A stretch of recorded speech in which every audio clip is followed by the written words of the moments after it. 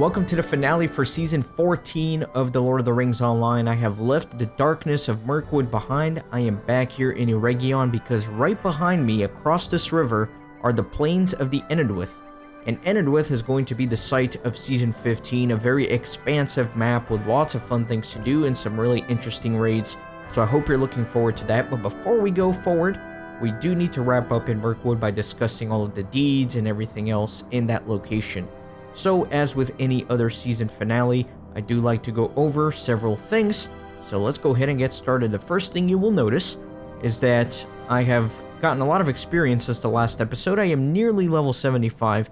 And the reason for that is because I went ahead and I recorded some festival episodes before recording this finale. And they are going to be coming up after this episode, but I wanted to record them first to get me close to level 75 because I want to upgrade my gear for the next season since I'm still basically wearing level 60 gear, including my legendary items, so that's not very good, and it's time for an upgrade.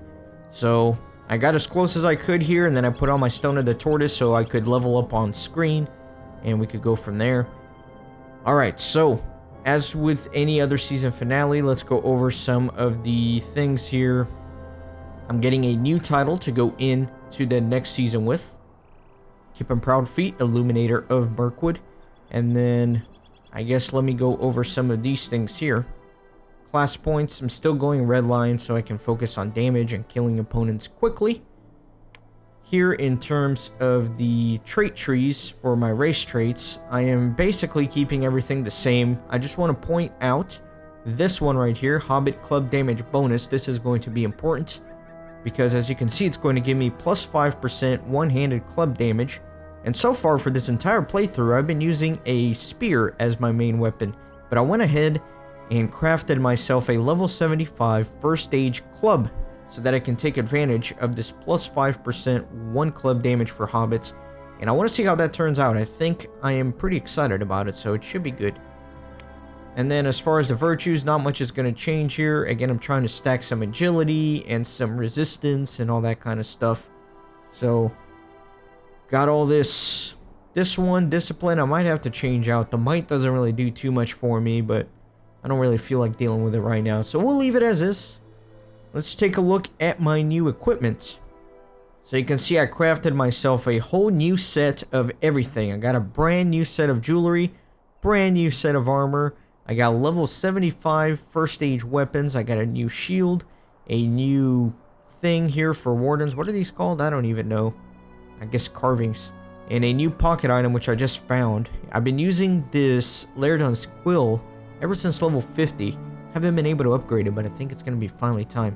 Now, before I can show you all this, I of course need to get a little bit more experience and level up to 75. Once I do that, I'm also going to be creating my first stage weapons, because as you can see, I still need to identify them, level them up to max, put in all of the legacies and all that, so that's going to take a little bit of work. Alright, so before I do that though, I do want to show you my stats as they stand. That way we can compare the before and after. Alright, so in just a second, I will be back as a brand new level 75 warden, just like this. And I am now a brand new level 75 warden. How exciting, I can finally upgrade all my equipment. I spent a ridiculous amount of time, but an even more ridiculous amount of gold upgrading my legendary weapons. And I got them just the way I wanted, but I did pay the price for it. I think before I started, I had like 1,300 gold, and I'm down to like 400. I'm questioning whether it was worth it or not. But anyways, let me show you now all the new equipment. This is going to be fairly exciting. Let me begin down here with this set. This is the Great River set for the most part that I had crafted for me. And it should give me a lot of boost to agility. I'm going to be trying to stack my agility. Unfortunately, as far as the hat is concerned, there was not one that gave me too much agility. So this one I went with 63 might, 63 vitality, and then some critical and physical mastery rating. So that should be okay. Let me go ahead and equip that one. And then for the shoulders, we can start seeing the agility go up. 63 on this one, 850 critical defense. Look at that morale bonus, 336. And another 336 physical mastery rating. The main chest piece here, you can see, is a big boost to the armor value. And then More agility, more physical mastery, all the good stuff. The gauntlets continuing the trend. I just want to hover over it for a few seconds for each item that we can compare the new one with the old one, and you can see what sort of upgrades I'm making. But again, mainly trying to focus on agility primarily and then vitality secondarily. Those are the main things here for a warden, of course. So there we go. Brand new set. And then my jewelry is another Great River set that I had commissioned. A lot of people in my kinship crafted these for me, thankfully. I was able to procure the materials for them, and then they would craft it. So, big advantage here, 63 agility, and then look at that morale and critical rating, and then the physical mastery rating. Let me actually pull up my character. Let me move this over here. That way I can replace the proper earrings. Now, as far as my necklace, again, 63 agility, and then focusing on some morale and physical mastery here. The rings, continuing the trend. Continuing the trend. Let me equip both of those. Or these are my bracelets, not rings. The rings themselves, here they are. Again, really boosting up that agility, which is going to be very helpful.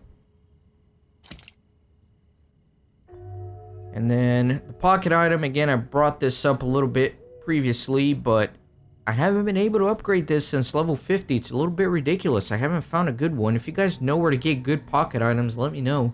But this one's certainly going to be an upgrade, as you can see, comparing both of them side by side. Gonna get an extra 55 agility. That'll make a big difference. I'm really excited about this item, the Westfold Star of the Fist Carving.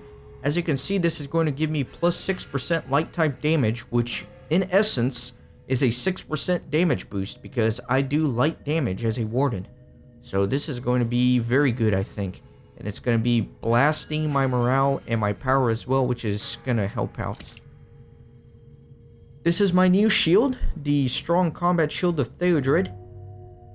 And it gives me a lot of armor, a lot of critical defense, some agility, some vitality, of course. But the big thing, look at that block rating.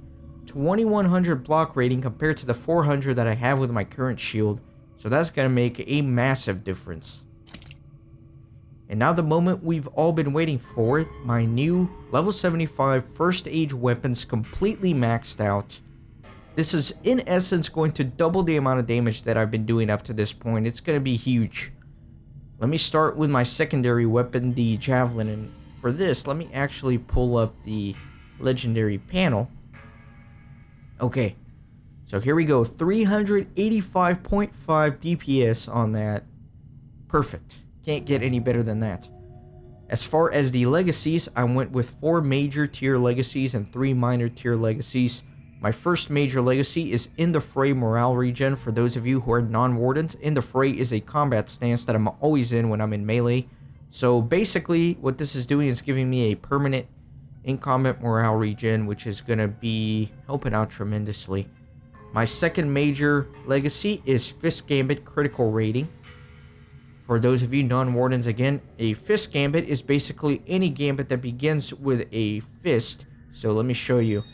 Any gambit that starts with this right here, I'm going to be getting a critical rating for. And you know that I use the Gambit Surety of Death very often. This is probably my main gambit. It does that AoE damage on lots of enemies and puts bleeds on them. This is my main gambit again, so I'm going to be getting a critical rating bonus on that.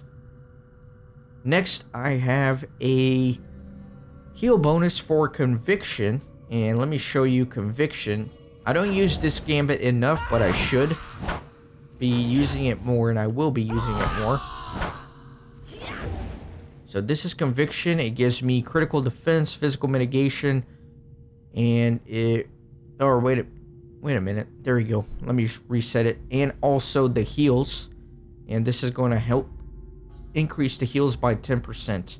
In general, I also went for my final major legacy with a 15% shield gambit line healing. So any shield gambit that gives me heals, that heal is going to be buffed up by 15%, and that's really going to help my survivability.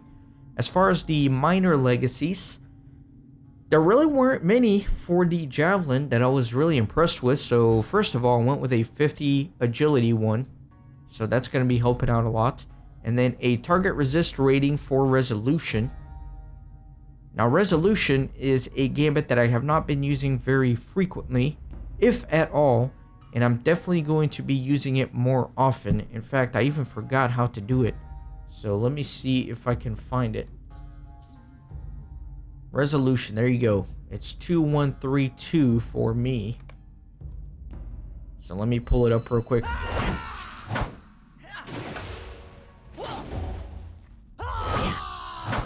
There you go, Resolution.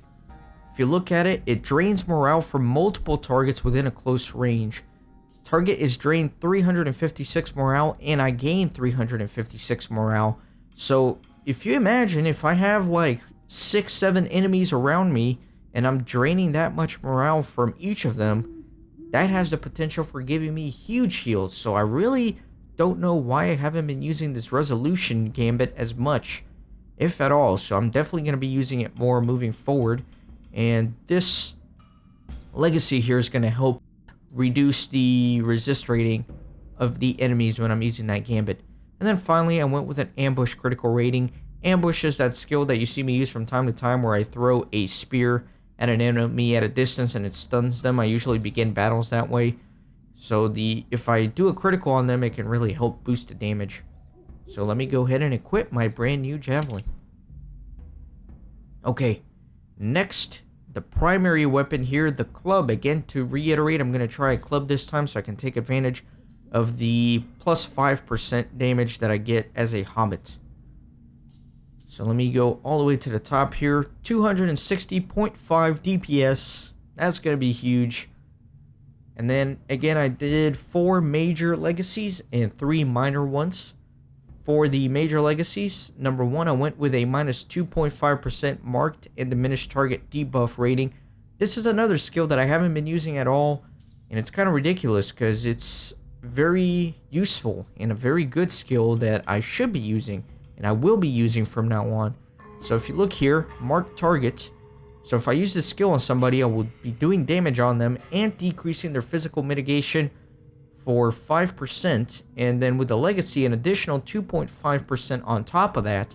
So in essence, I can decrease the physical mitigation of an enemy by 7.5%, and that will almost translate to an additional 7.5% damage on enemies. So I really need to be using this skill more often, and I will be doing that. Another skill I haven't been using often is Recklessness. This is Recklessness right here. I sacrifice 10% block parry evade rating for plus 50% melee damage and 1200 critical rating for 20 seconds. So that is huge. And then with this right here, the critical rating is going to go up by 2500 more. And I can use this skill every minute and a half, and I should be using it every minute and a half because that's huge damage. So I'm going to be using that much more often. The third major legacy that I went with is plus 5% light damage, which is in essence basically plus 5% damage overall, because again, I use light damage as a warden with the weapons that I use. Finally, my last major legacy is plus 10% gambit life tap damage. So any gambit that I use that does life tap, like bleeds, I'll be getting 10% additional damage on that, so that's going to be very useful. I did another 25% ambush critical rating, so if I get a critical on an ambush attack on an enemy, that's going to do huge damage. Surety of Death, damage over time. Again, Surety of Death is my main gambit, really, for lack of better terms. And you can see it right here again. This one does AoE damage to multiple enemies and then puts bleeds on them, and then the damage over time on that is going to be increased by 10% with this minor legacy, so that's going to be helpful. And then finally, I went with a critical damage on critical strike. After I ambush somebody, I can finish up with a critical strike, and that can do massive damage if I land a critical on it. Now, one thing I didn't talk about with my javelin, and I'll talk about here, are the settings. So I went with tier 10s all around. So for the setting, I went with 310 morale with 622 physical and tactical mastery, and this is the Aerlingus setting of morale. For the gem, I went with the Emerald Gem of Dexterity, 28 Agility, and 1200 critical rating. And then Insightful Rune of Defense, 1200 incoming healing rating, which will help with my healing gambits, and 622 block rating. And I had these 3 exact ones for my javelin as well. And then for my crafted thing here, I went with a Westfold device of accuracy, which will give me 20 agility and 540 critical rating and physical mastery rating. And that's going to do a lot of good on my part. Now for the javelin, I wasn't able to make one.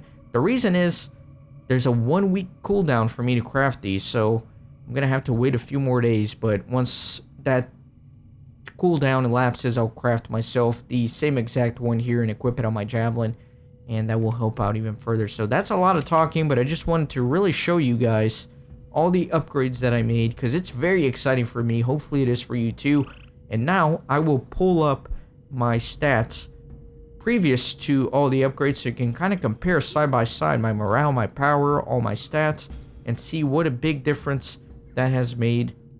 So I'll just be quiet for a second while you can compare the two, because in the editing process I'll be putting that up here now. So really cool, immediately almost to 11,000 HP. That should be exciting. But that's enough for the upgrades. Let me go ahead and talk about the deeds in Mirkwood. There's a lot of them. There are the exploration deeds. One of them is the evil strongholds of Mirkwood, to discover some of these locations. Explorer of Mirkwood is the meta deed for the exploration deeds to complete all 3 of the exploration deeds.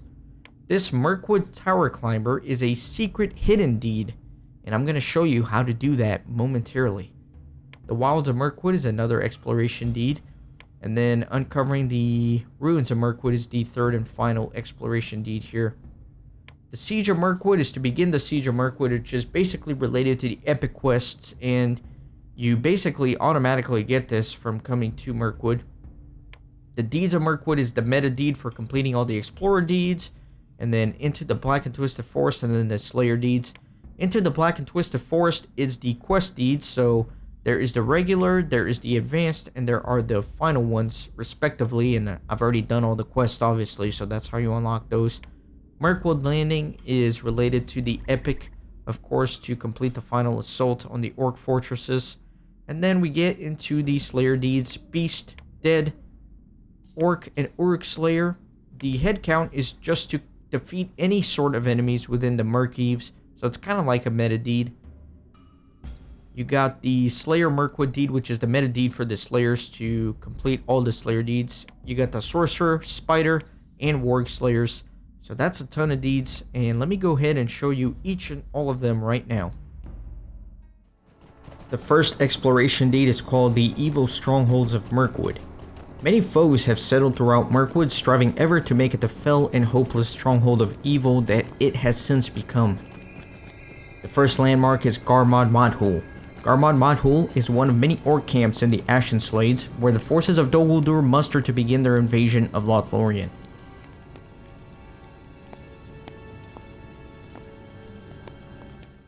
The next landmark is Sa Doldur.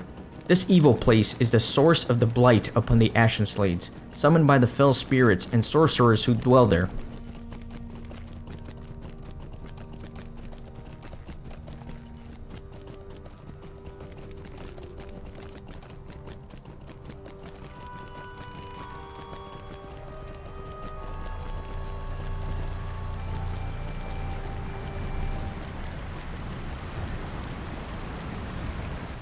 Next is Anghum Madhul. Anghum Madhul is one of many orc camps littering the wastes of the Ashen Slades, acting as a mustering hall for the forces of Dol Guldur.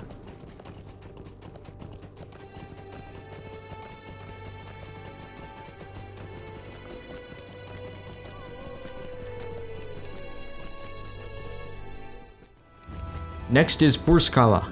Burskala is an orc fort in Gathburs, where the orcs of Dol Guldur have established a foothold.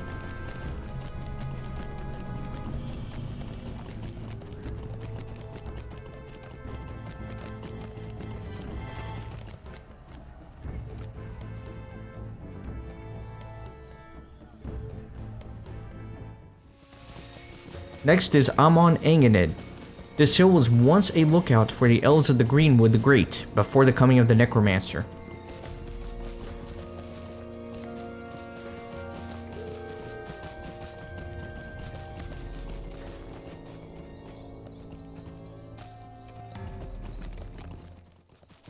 Finally, there is Durbus-Stazg.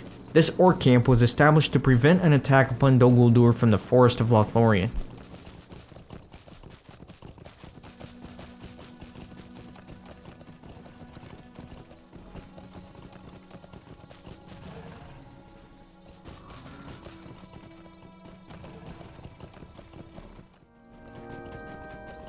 The next exploration deed is the Wilds of Mirkwood.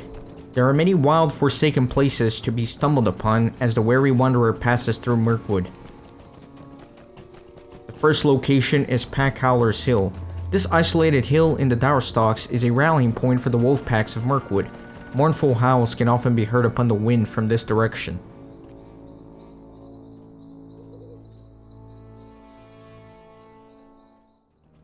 Next is Gorogrod. Gorogrod is a deep and evil den of spiders of the Scutdells, filled with perilous snares and sticky webs. Even the most seasoned traveler should be wary before treading here, for spiders are among the most deadly foes in Middle-earth. The spider of Mirkwood's broods are certainly no exception.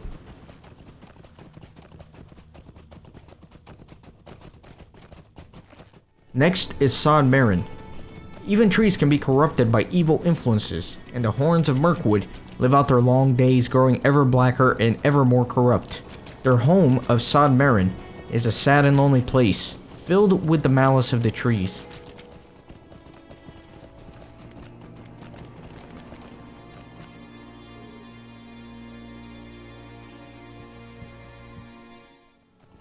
Next is the Pool of Creeping Death. The fell waters of the Strongholds are polluted by many long years of corruption, and the heart of sickness in the swamp is the Pool of Creeping Death, home to many corpses and nasty creatures.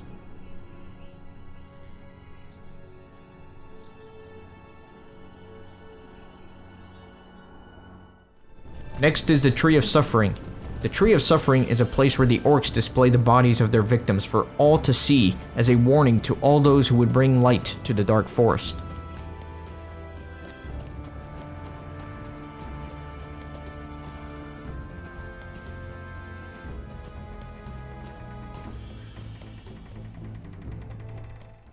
Next is the Crawling Water. Foul things cause the water of this pool to ripple, bringing dread and disgust to those who happen upon it.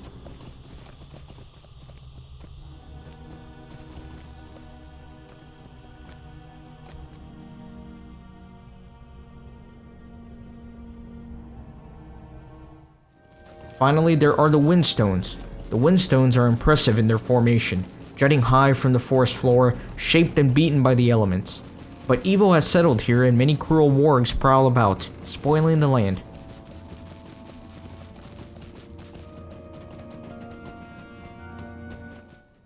The final exploration deed is called Uncovering the Ruins of Mirkwood.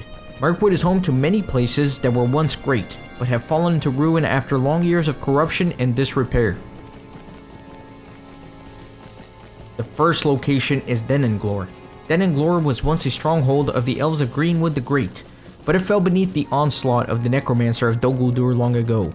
Now vile Merivale out of Angmar have taken refuge here, bringing dread to these fell ruins.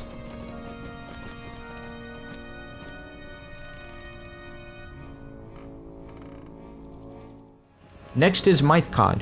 Maladrim, seeking to strike into the heart of Dol Guldur, have encamped in these foul ruins, hoping to avoid detection long enough to carry out their plans.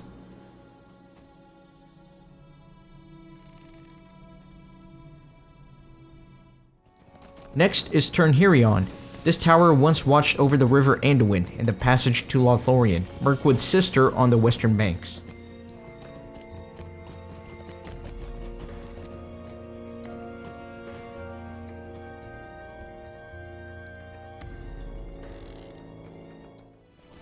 Next there is Sod Morangal. These ruins have become home to the Black Númenórean sorcerers and fell spirits in the service to Dol Guldur.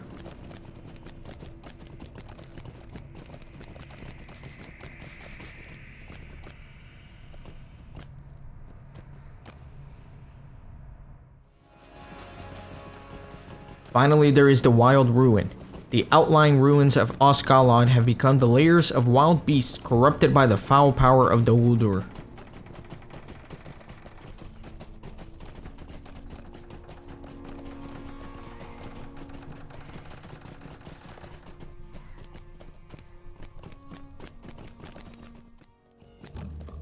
The next exploration deed is called Mirkwood Tower Climber, and this one is a little bit of a hidden deed. In it, you have to climb the 2 towers here in Osgiliath. This first one is called Minas Kelaboth, and this one's fairly easy to climb. You've probably climbed up here several times throughout the epic storyline here in Mirkwood, so this one is really no problem at all. Fairly straightforward, just takes a long time to climb and lots of ramps to go through, winding and twisting its way up. There you go, that is the top. This is one of the 2 towers that need to be climbed.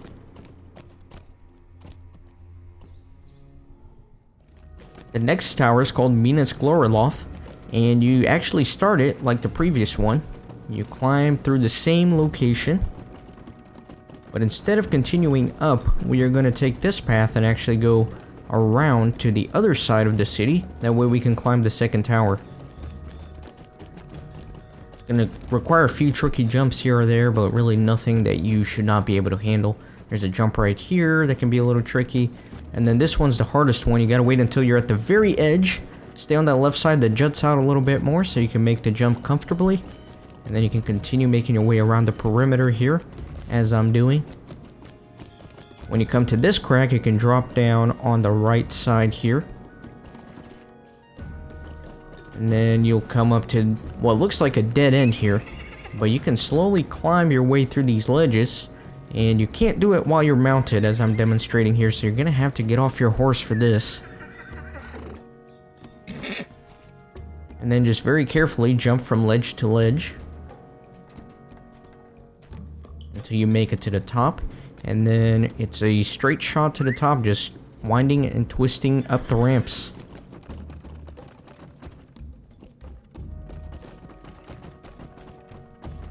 All the way up.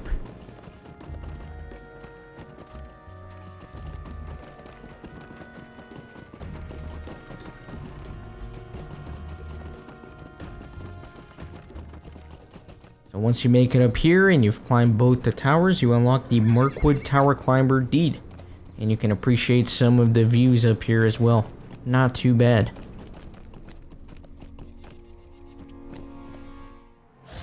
Next, there are the Slayer deeds beginning with Beast Slayer. There's also a Warg-slayer deed, and you can do both of these at the same time. Over here is the best location. There's just a ton of wargs everywhere, and it's probably one of the quickest deeds here in Mirkwood.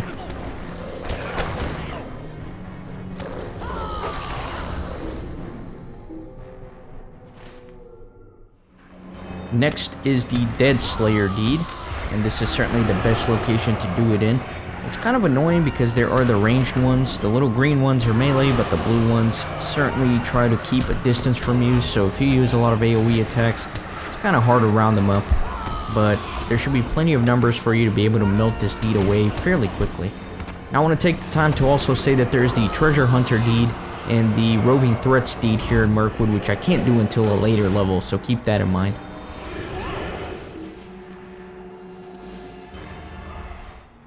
Next up is the Orc and Uruk-slayer deed, and this one you should just get by questing here in Mirkwood, because they're going to be killing orcs and uruks all over the place. But if you miss out somehow and you're still missing some numbers, I think that this area here near the landing beach is actually the quickest area, because these are a little bit easier and lower level. Next is the Sorcerer-slayer deed, and this one is great to do here in this fortress, and right outside this fortress are the spirits as well, so you can kind of double up and try to do the Dead Slayer deed and the Sorcerer-slayer deed together, kind of run between the fortress here and the outskirts right outside of it. Finally, there's the Spider-slayer deed, and there is certainly a very good cave in the northern area of the Scuttle Dells, which I've showed you. That is really good for spiders, but the ones here are a little bit easier. They're not as numerous. I just wanted to show this as an alternative. So those are two good locations for this Spider-slayer deed.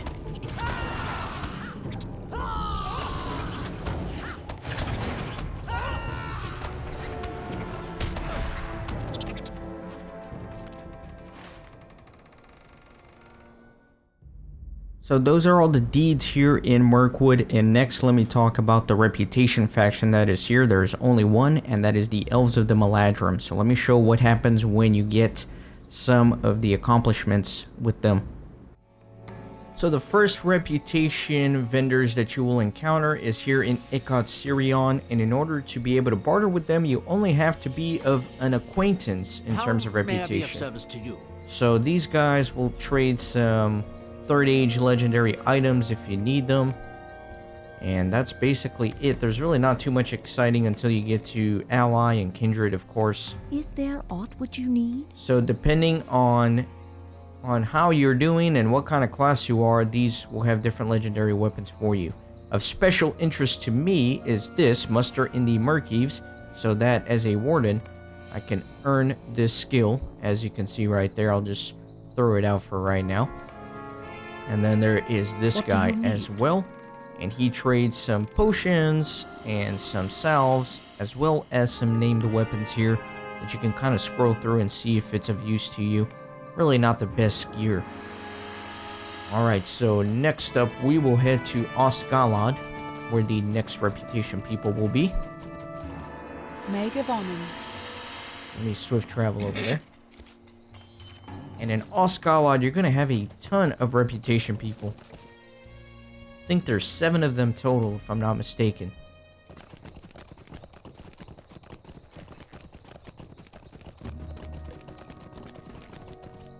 And they're right over here on the other side.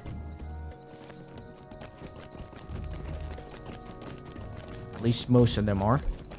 There you go. 1, 2, 3, 4, 5, 6, and there must be a 7th somewhere else. Anyways, you got this guy, and he's got some armor, named armor, for you to pick from. Got this fine lady, Estelle. What do you need? That she gives you some potions and some other named items, which really aren't that good. And then you can kind of trade between the gold star emblems and the bronze feathers, depending if you need one compared to the other. You got Dagoth. How may I be of service? And I guess she is the 7th one that I was counting. She's got some legacies that you can put on your legendary weapon and Scroll of Renewal. Alright. Next we got this guy giving some legendary items. And these are a little bit higher, level 61. I think the other one was level 60 over at the landing beach. I'm not sure though.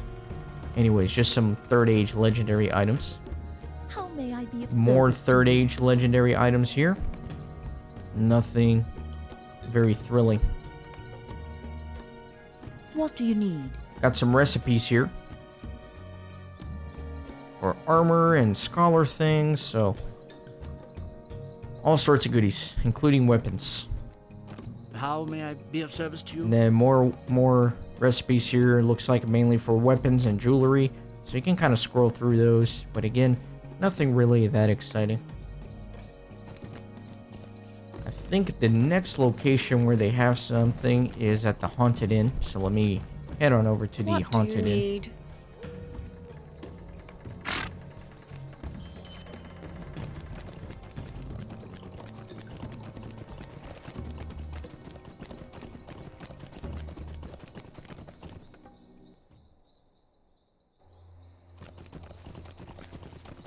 There should be 2 reputation vendors here at the Haunted Inn.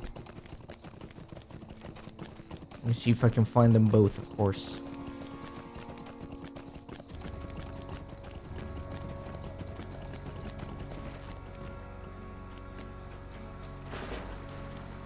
Looks like they're going to be inside. That makes sense. So here they are.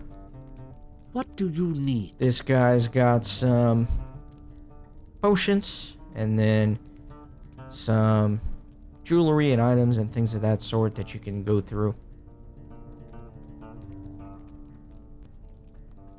And then this other one Is there aught which you need? has some 3rd Age items available for you at level 61, looks like.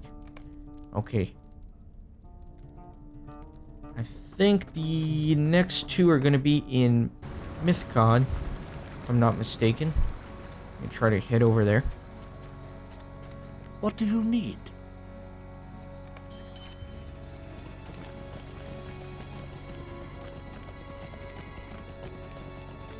There should be 2 more here. By the way, everybody we've talked to so far, they all only require that you be acquaintance. So your reputation doesn't have to be that high for you to be able to barter with them. However, these next 2 that I'm about to show you, they require that you be at least friend in order to be able to barter. What do you need? So you got some potions, higher level potions here. And then you got some items which are not terrible, but not the best. Is there aught which you need? And then some 3rd age weapons. These are going to be a little bit... No, they're not. They're the same level. Level 61 legendary weapons. And again, these quest rings here are for repeatable quests, so nobody freak out. And then finally, we have the final reputation of vendors over in Thanglehead. And then there should be 6 there. 3 that require you to be ally, and 3 that require you to be the full kindred. I take that back. 3 of them only require you to be friend, and 3 of them require you to be kindred.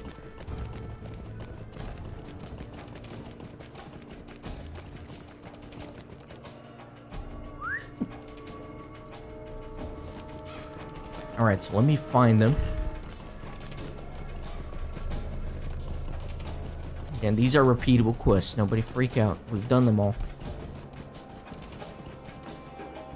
Alright, so I see 6 of them.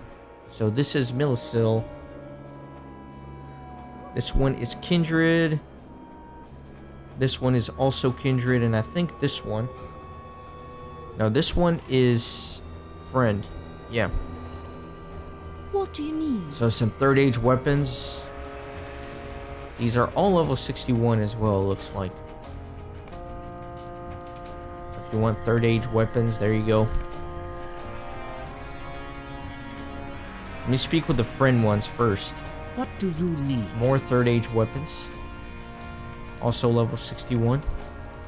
Is there aught which you need? Then you got some potions. And then a few items that may be of use.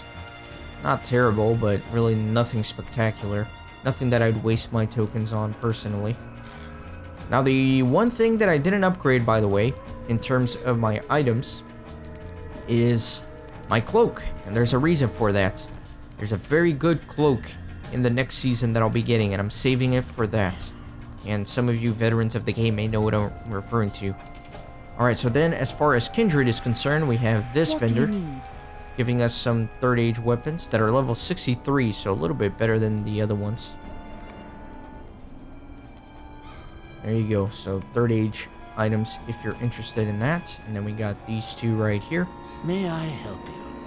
You've got some good old cosmetic items, sorry. And then you have a return to Mirkwood thing that may be useful. Oh man. I'm in a bit of a pickle here, aren't I? I don't know if I have enough things to get everything I want. Let me go ahead and get more emblems, because I think I'm gonna need some. Gonna need at least 40. I don't know if I already have this one, because it doesn't look like it wants me to get it. Or maybe it's just kind of grayed out because it's the color. And then I think I'm also going to want this return to Mirkwood thing. So I'm going to need 10 more. So I have a total of 50. There you go. Excellent. So I want this. There you go. Travel skills are always very helpful. Then you got some legendary things that you can get here, which are going to be helpful. But let me get the ponies. The Smoky Black Steed. And then the Prize Maladrim Steed. Perfect. And then finally we have the last one here. How may I be of service to you? And he gives you some more level 63 3rd age legendary weapons if that's the sort of thing you're into. I don't need that because I already showed you some excellent 1st age weapons that I just got. Let me dismount and show you guys the different ponies here. So here are my new reputation mounts. Let's see the Prize Smoky Black Pony. Not bad. Kind of bland, but kind of an interesting looking horse. And then let's see the prize Maladrim pony. That one is very nice. I certainly like that one. Awesome. Okay, so that's going to do it for the reputation here in Mirkwood. So that is it, my friends. That is the end of the Mirkwood season. And in the next one, I will be headed across this river into Enidwith. I hope you enjoy this one. I hope you will come back for the next one. I'm going to go in with my prize Maladrim pony into Enidwith. So thanks again for watching, and see you on the next season.